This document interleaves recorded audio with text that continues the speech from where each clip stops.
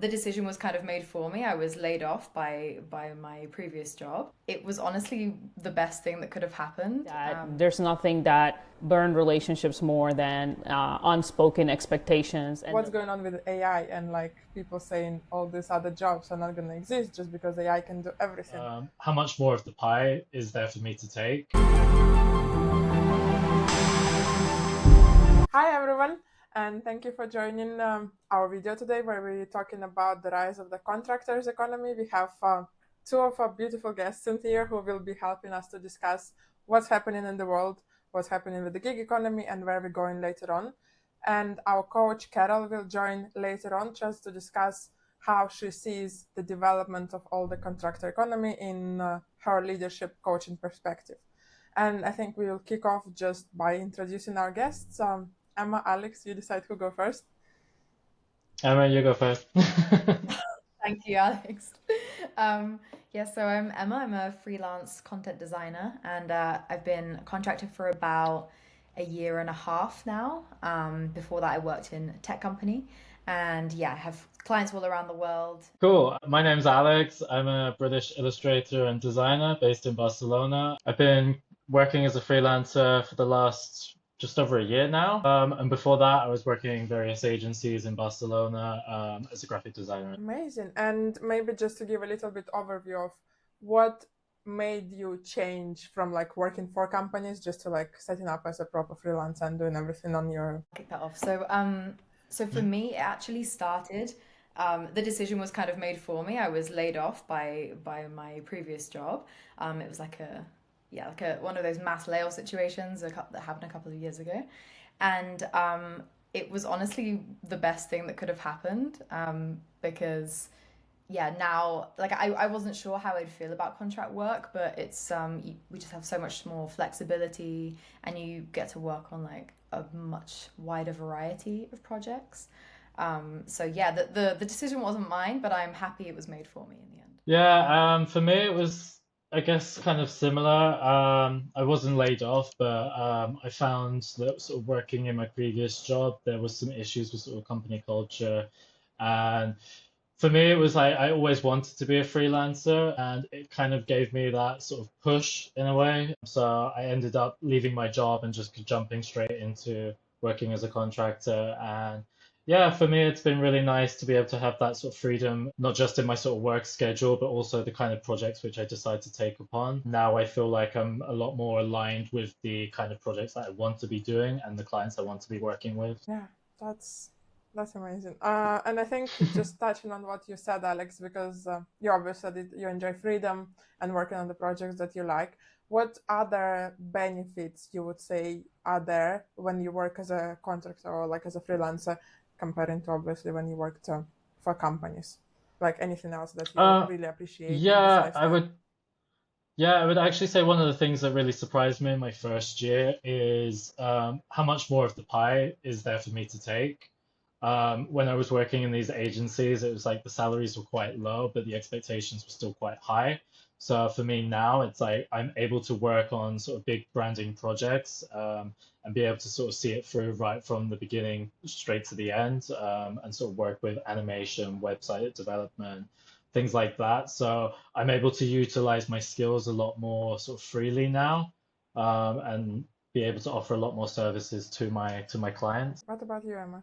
Yeah, exactly the same. It's there's just no cap on my earning potential now, which is really nice. Yeah, especially as Alex mentioned, working in an agency, you do a lot and you don't take home very much.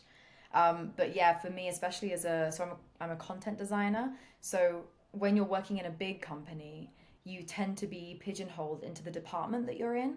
So I was in the creative department, and other departments would come to me with solutions and briefs, and I would just like do the work, kind of do as I was told.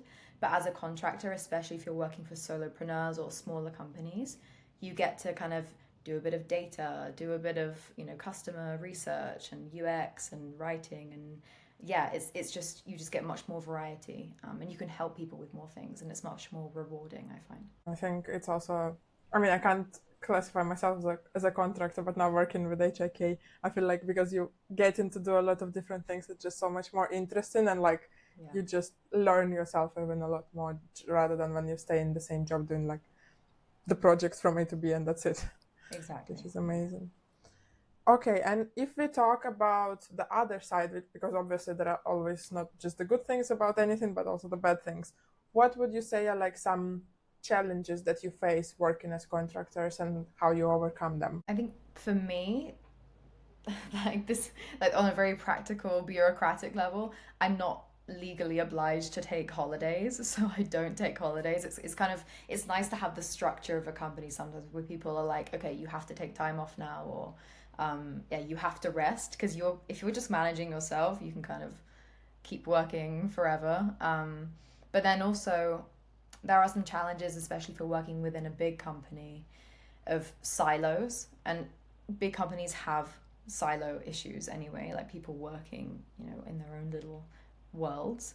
But as a contractor, it's really hard to kind of get in, especially when you're remote or like hybrid, or you're kind of dialing in and then you don't get invited to meetings, and then you're not in their Slack channels, and yeah, it's harder to integrate, I think, and it's harder for people to see you as a member of the team and as a person. So yeah, that can be tricky in bigger companies. Yeah, I would say for me it's probably a case of being able to sort of manage financially, because as contractors you do have your really busy months. Like for me, it's usually between sort of like October and April, and then the summer months, like work really drops off as people are going on vacation. And yeah, there's a lot of sort of financial management that sort of comes with contractors, and you don't necessarily always have that like security of having like a monthly salary as you would working for a company. So I would say that's probably one of the issues which I've faced since I've started doing this. Um, yeah, and I would probably say as well, a lot of the other aspects that come with being a freelancer or contractor, like self-promotion, being able to sort of send out emails, being able to do content for LinkedIn, social media, stuff like that. There's a lot more hats that you essentially have to wear when you're working by yourself. So yeah, there's a lot to learn, and there's also a lot more time that you need to sort of dedicate towards promoting yourself. Yeah.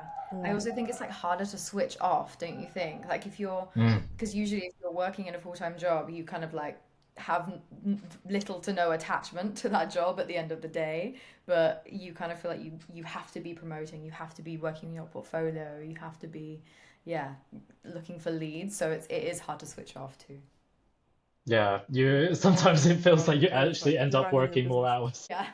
Yeah, exactly. Okay. And I think I just wanted to touch on this topic because I feel like a lot of people who are thinking about maybe switching to contractors role, but they're thinking like, oh, how would I make sure, like it goes with the financial planning, how will I ensure that I'll have clients, how to like basically probably overcome this fear, and like where do you find clients, how do you know that you're going to be okay, and like this fear of people who want to like quit corporate job but they don't know how they're going to be okay with finding work somewhere else. Yeah, I mean, for me, my network has been 100% of my kind of leads. Like I've had referrals. So it's basically kind of tapping into your network, talking to people that you've worked with at other companies, just kind of, and also I think going to people and going to new clients, solving a problem already, instead of going to a potential client to advertise your service and saying this is me, this is what I do, and making it quite me centric. It's having a very personalized pitch and solving their problem within that pitch, or solving even better a problem that they didn't know they had.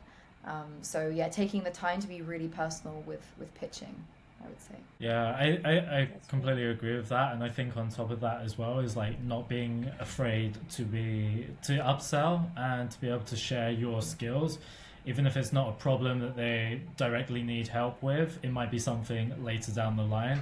I mean, for example, with me as a branding designer, it's like usually most people come to me asking for a logo, but what they don't realize is they actually need a website built or social media. So it's being able to not only just sort of recognize the problem, but then understand what future problems might occur as well. And if you're able to help them, like be open with it and be like, look, I think this is something that you might need later down the line. Just have that in consideration because it could actually lead to future work. Yeah, That's a very good point.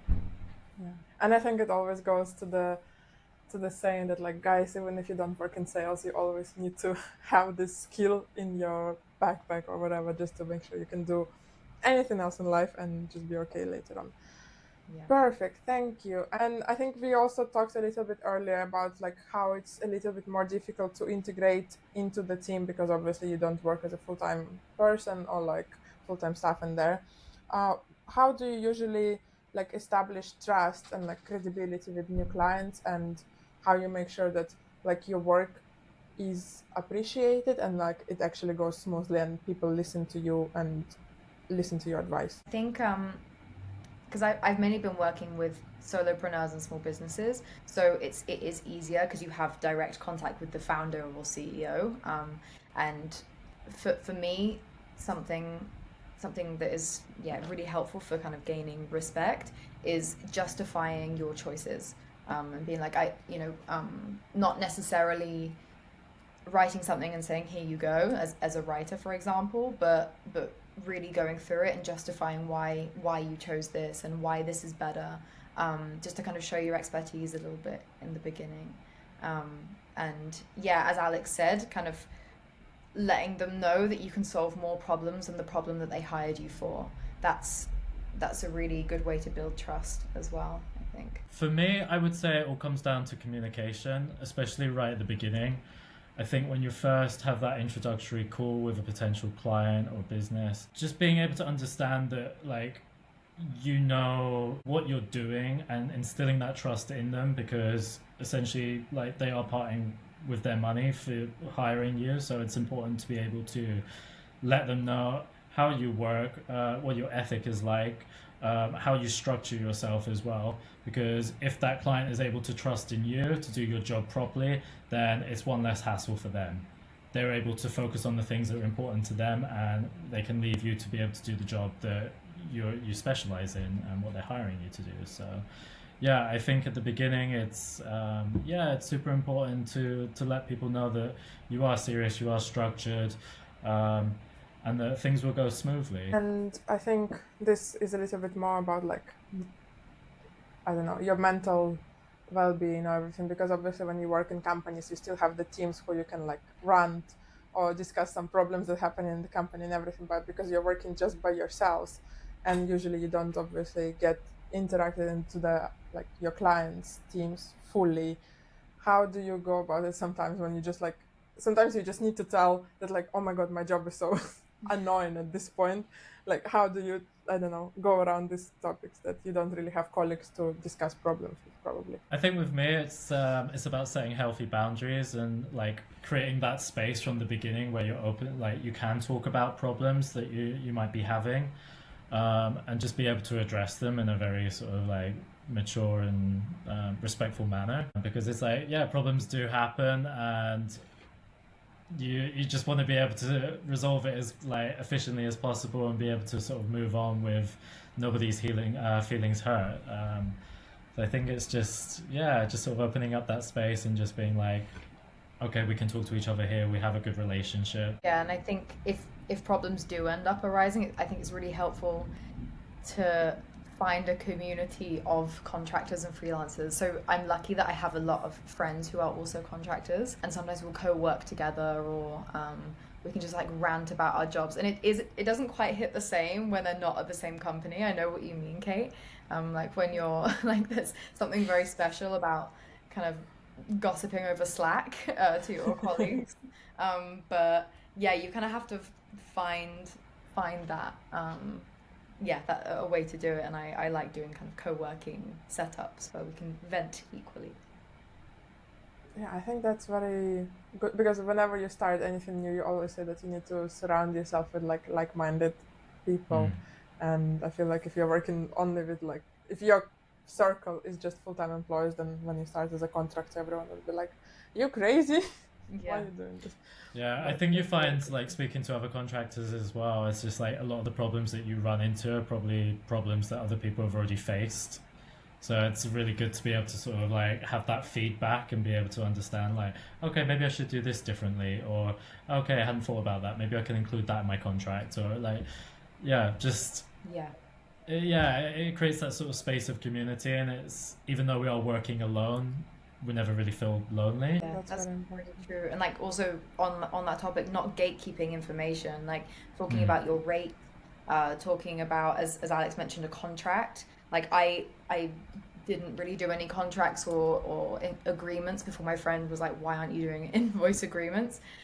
So yeah, it's just making sure you're being really, really open with people and yeah, just helping each other out. That's a really good point. Perfect. And I think just in general, thinking about first your plans for the future, do you think you'll be like obviously continuing growing yourself just as like solopreneurs or like building your businesses later on? And like, how do you think all this contractor economy will go? Where you planning to go, and how it interlinks together? I think for me personally, and for almost every other contractor that I know, we all feel like I can't go back to another company now, unless it was like, Hmm. you know, I really want those paid holidays or I really want that security for some reason.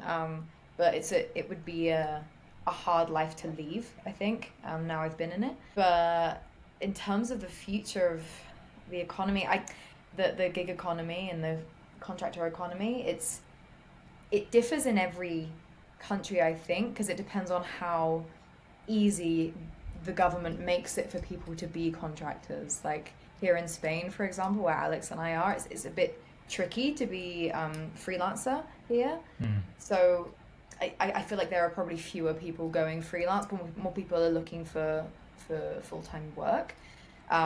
But I think in the UK and in the US maybe it's a little bit easier, a bit more encouraged.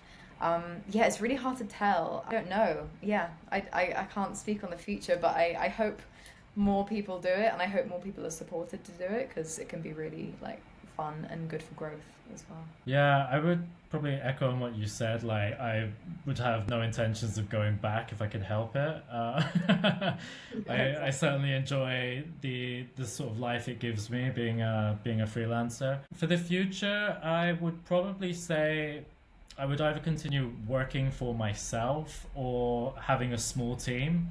I feel like there's a lot of power in small teams, particularly people that are sort of multidisciplinary and are able to sort of flex their skills in different ways. I think that definitely helps. And I think with like larger companies, it's like they are prone to layoffs. So I fortunately haven't been through that situation, but I know a lot of other people have, and I think it's really tricky putting a lot of faith into a company, especially during these times where there's this economic instability. So I think smaller teams are a lot more agile and the costs of running them aren't as high. For sure, I think in the future, it's like a lot of teams are going to be sort of downsizing or just going solo. Perfect. Thank you. And I think this one be one of this like more questionable questions, if you can say it like this, because a lot of people I know who are like, oh, I used to be like a copywriter or something, and if they're thinking that they can go and like work on themselves, but then what's going on with AI and like people saying all these other jobs are not going to exist just because AI can do everything. What are your takes on this, and like how do you think this all obviously gonna work together? Because some people are just so scared of AI. Some people say that it's actually the future, and obviously a lot of jobs like we can see like manual jobs can obviously be replaced, but like what about creative jobs and the jobs that you do? What are the fears about it, and how you think it's gonna go forward? Yeah, I think for me, traditional copywriting is AI, especially Claude and like writing focused AI tools can really do a very good job. And I think they can do a lot of things. They can do data analysis very quickly. I think the key, I think there are two different keys. Like one of them is I use AI every day in almost everything I do, and it actually frees up my mental space to be a bit more strategic. And also the kind of fatal flaw of AI is that it's only using the information and ideas that are already existing in the world. So if you actually want real creativity and real newness, that has to come from the human brain. So I'm not worried about that, but I have kind of adjusted my own business model to be more strategic and kind of planning for more high level, and using AI as a tool and as a brainstorming partner or as a writing partner. But yeah, rather than relying on, when in the past when I was freelancing, I was only writing like SEO blogs. I don't know if I could do that anymore, for example. But yeah, it's tricky. I just think it's important to adapt and not be scared of it, and try and embed it in your workflow if you can. Yeah, absolutely. And yeah, I think AI is one of those things where it's like it can be used as a tool, and it should be used as a tool rather than to replace people and jobs. Yes, it does speed up the process, and even for me, it's like I use AI in my processes, particularly for the jobs which probably are a little bit more sort of repetitive, just so it does free up the space for me to do the more sort of creative things and working on concepts.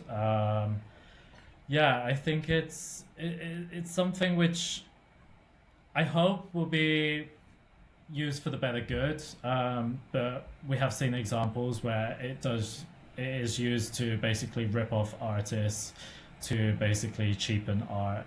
And yeah, I think we just have to be mindful as consumers as well, like how much of that we are letting into our lives, because I think it's important that we sort of attain this sort of humanistic approach to creativity and storytelling. Particularly with branding. It's all about people. It's all about conveying that message and connecting with people. So it's just like if you just let AI do everything, it's just going to be something regurgitated, and it's not going to have that individuality and that soul. I like the same humanistic approach to creativity. That's really good. Yeah, because sometimes you can actually see that, I don't know, some brands or something, they just write everything with the, I don't know, ChatGPT, and then it's like, please at least use a little bit of your own human Yeah, brain to and it's adjust so the messaging. noticeable as well. It is, Yeah, yeah. it really is. And I think just as a kind of wrapping up this conversation in general, what advice would you give to someone who is stuck in the corporate jobs and that they're thinking about transitioning to contractor work, but like, what's your message to them? For me, it was really helpful to have like a financial buffer, and it helps. This isn't really advice, but like try and get laid off, because you usually get like a severance package, which is extremely helpful, because you do have that lack of security in the beginning at least. So yeah, it's really good to have that kind of safety blanket, so then you're not taking on jobs that you actually don't really want to do.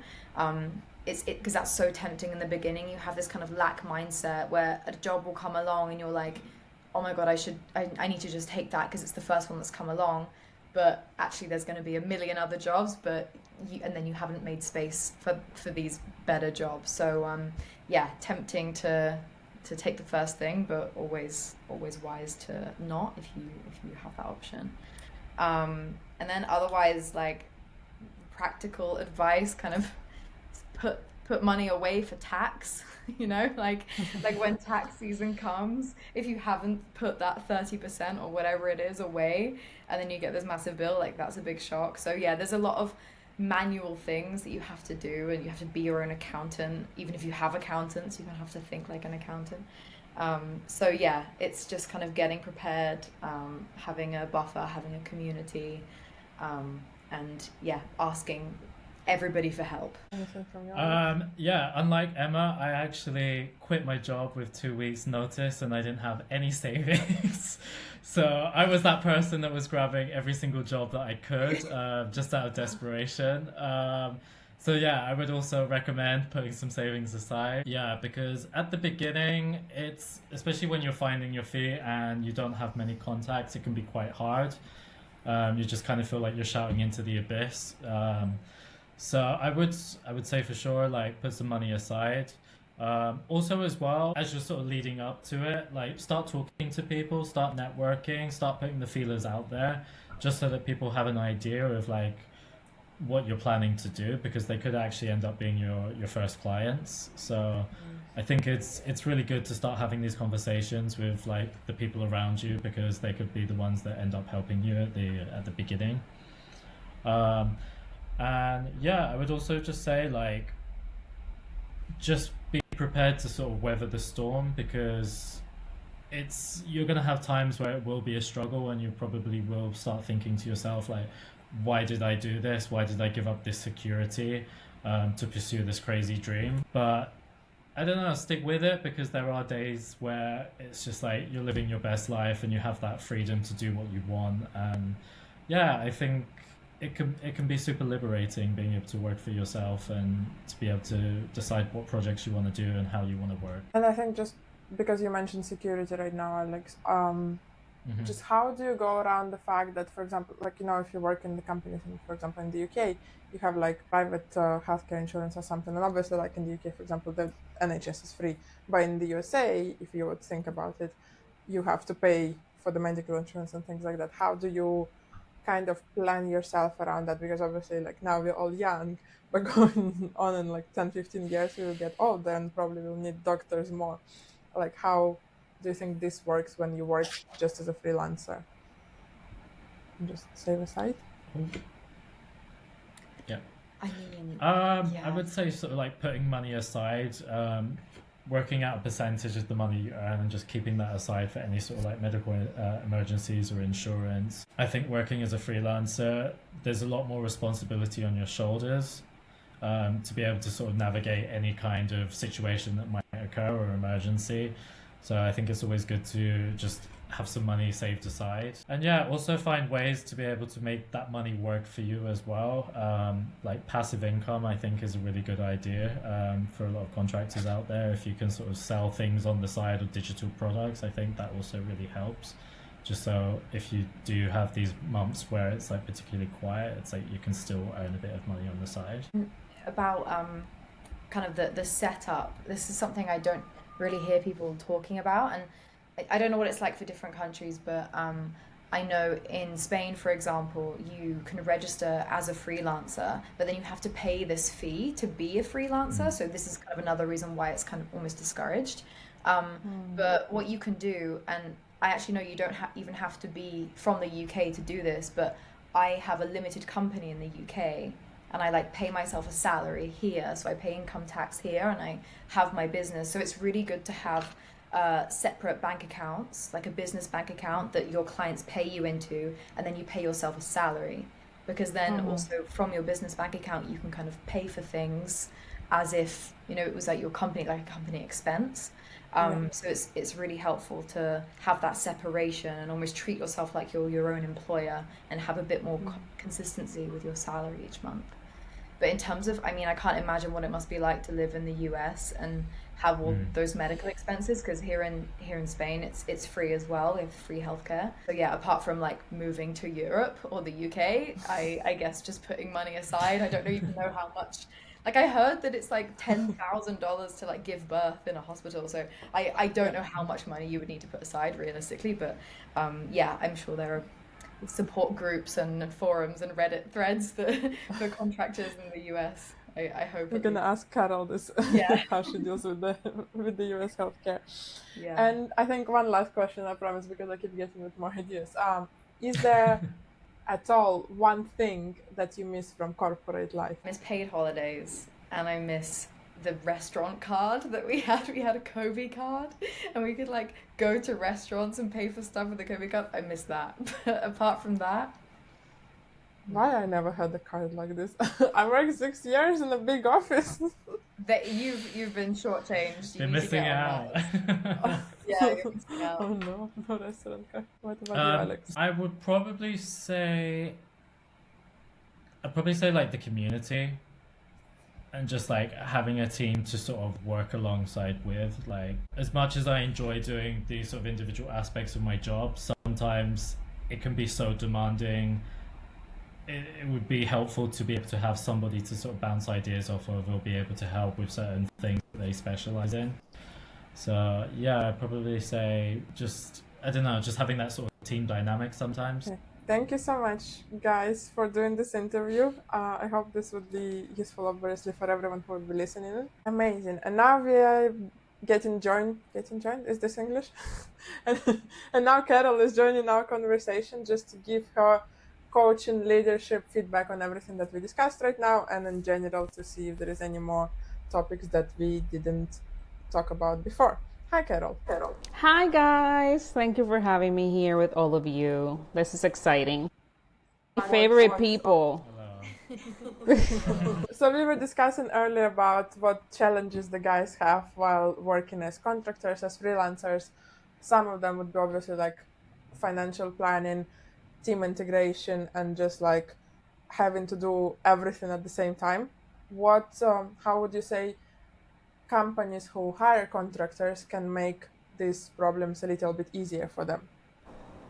Yeah, I think a couple of things. One is, and I think Alex alluded to this, like be clear on what you're hiring your contractors for, right? I think that, the beginning stages before you sign the contract, if you need to be 100% clear on what the outcome of what you're going to get is going to be. So it is the responsibility of the contractor as much as the hiring person, regardless, to me, even more the hiring person. And I've been in both sides of this fence as to what is exactly what I'm going to get by the time I am done with this contract, with this training, with whatever it is that you're hiring them to do.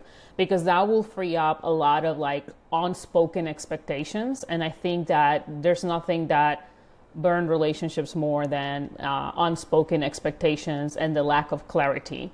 So I think that from that standpoint, that's the best thing you can do. It's like, hey, can you give me an example of something you did for a different client and I'll be getting a similar result to that thing? I think that that is very crucially important.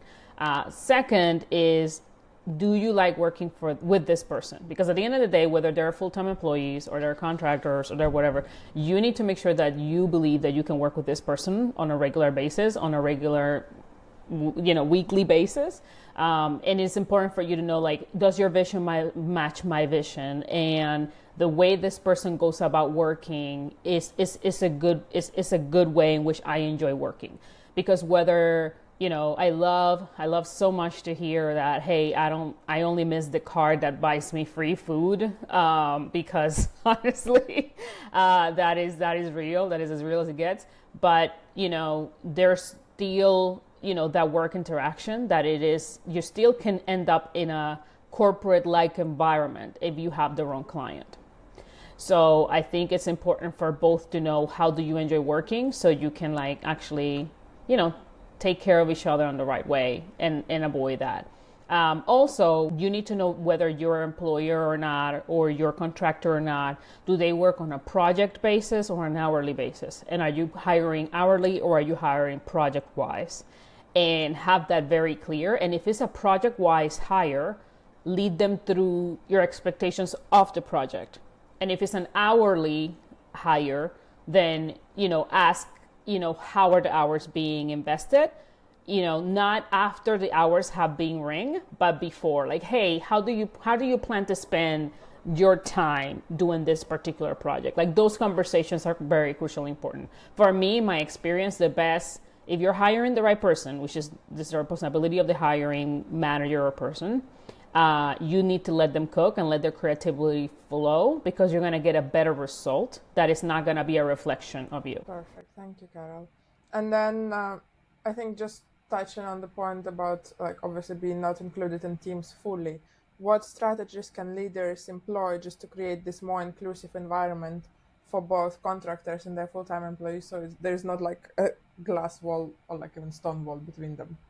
Yeah, this one, it's so simple that I think people quite forget. And it's two very simple things. One, communication, making sure that you're clear as to, hey, by contract, I cannot include you in this conversation because it's confidential with the full-time employees of the company, right? That is as simple as that. That's that communication. But second is like, you're still working with human beings.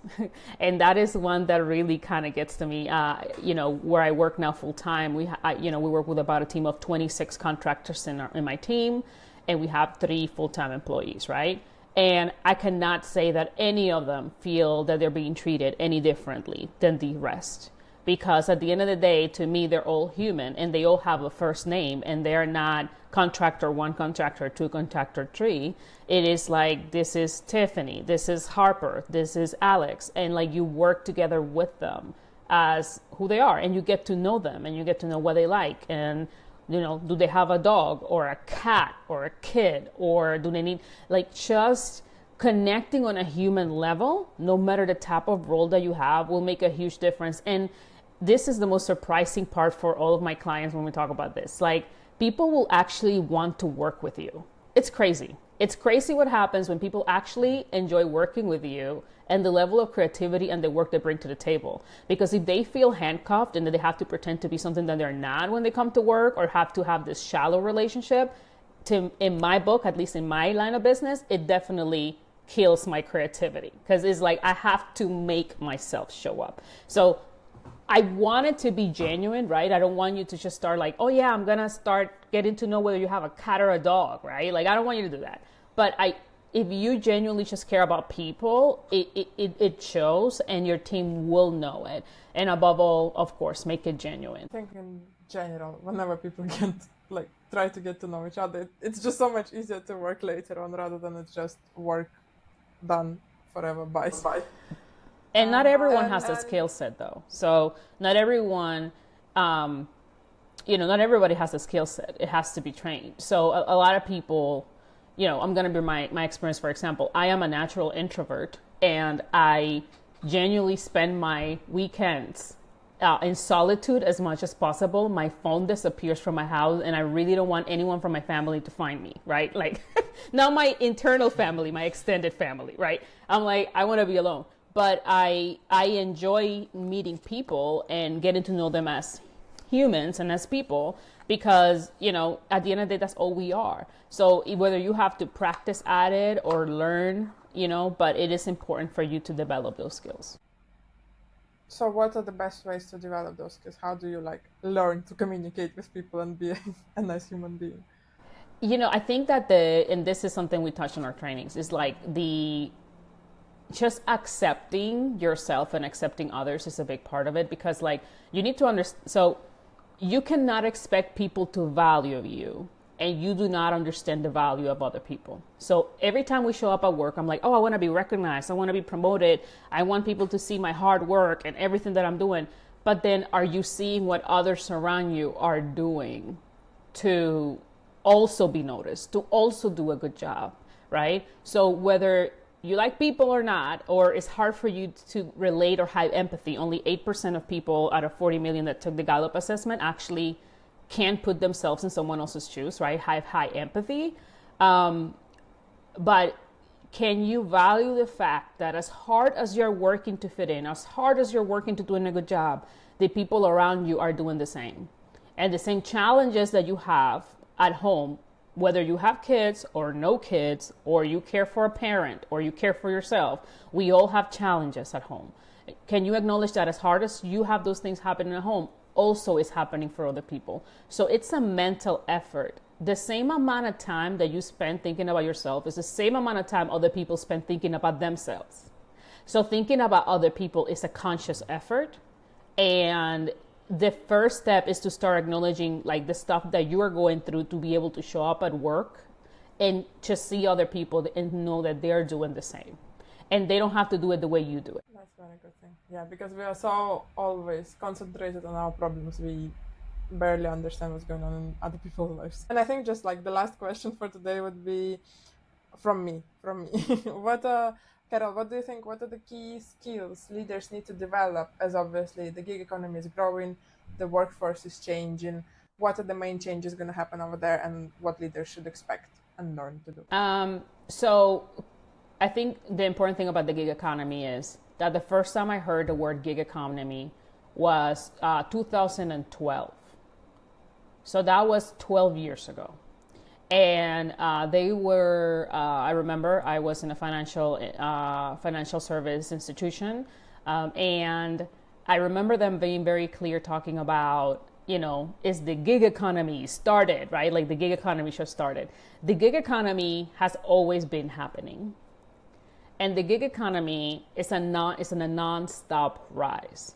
46% of HR professionals are expecting to hire contractors in the next 12 months ahead. So that is almost half of HR professionals in the entire corporate world. So as I remember hearing this in 2012, and I just dated myself and my age, so please forgive me. I remember talking to employees about having side jobs and side gigs back then. It's just becoming easier, and COVID has catapulted the movement even further because people did two things during COVID. One, they started realizing that there were ways for us to have meetings and it wasn't just WebEx. Yes, WebEx was still happening 5 years ago, okay? And then two, that people are actually dying. And nothing brings you more to reality and nothing is more sovereign in life than realizing that I could be gone tomorrow and this will be the last thing I will do with my life. This job that I am doing right here. And the expectation that one day, hopefully, I'll become vice president. And that changed for a lot of people. So it's like, yeah, I have a full-time job, but also, you know what? I like writing kids' books. Hey, I have a full-time job, but you know what? I also like painting. And like your life became just a little bit more than just what you do at your work every day. So as a corporation and as a company, my recommendation is one, contractor work is not going anywhere. It is ideal for project basis. It is amazing for project basis, but also you get someone that comes with the creativity that is not ingrained in the company culture. You know, every time someone hires new in the company, they're like, oh my God, great. I get new thinking. Well, you can get new thinking every single year if you have contractors every single year. And last but not least, it is important for you to treat them just like employees in terms of they're people coming to do work, whether you can disclose certain things because of confidentiality that has nothing to do with the fact that they're people. And also, like, we need to stop being afraid and start wanting to hire only, you know, full-time employees because, oh, I'm going to have to, the learning curve, I'm going to have to go ahead and teach them again. There's the learning curve of the company, but there's also the learning curve of the skill. So if you hire a new person into your company and you have to teach them the skills, you might as well just hire a contractor that already has the skill set and all you have to do is teach them the company culture. So it's not going anywhere. It's going to continue to grow. And like 12 years ago, they were like, it's not going anywhere. There's always been side hustles. There's always been gig jobs. There's always been all these things existing. Just technology has made it easier for everyone. Perfect. Thank you. I'm not sure if any of you guys have questions for each other. Like, I'm gonna take off my interviewer hat and put it next to me. Something you were saying earlier, Karol, about companies having to treat their contractors like their people as well. I think as a contractor, it's something that's quite hard, especially when you're working for a big company, because I've often found that even on the other side, when I was working in a company and we were working with contractors, when we gave feedback and it was async, there was kind of this temptation to be a little like catty with it, or like not put any thought into it and not think about how there's another person on the other end of the screen. How are they going to be receiving this feedback? So I think it's so important to have meetings and like to meet these people as human beings, because it just completely changes the way you speak to them and the way you are spoken to. So yeah, just like a very kind of like a practical example of that. It really stuck out when we were talking about it.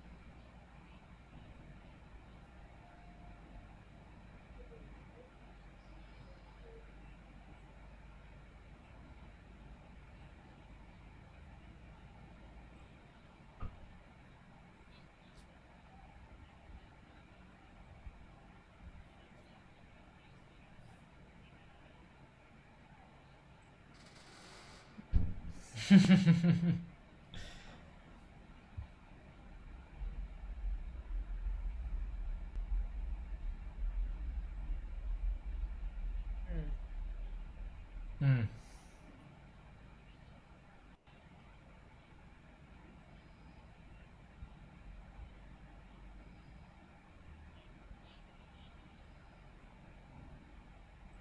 Mm.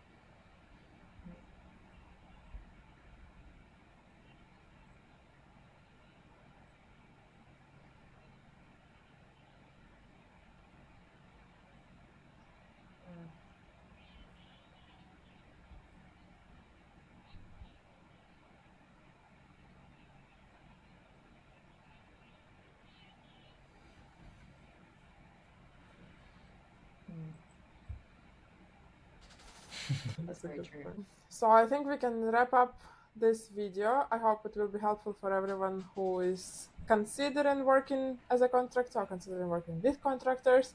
And if you, obviously, people who watch this video have any questions, please leave them in the comments and we will get back to them in our future videos. Thank you. Thank you. Thanks.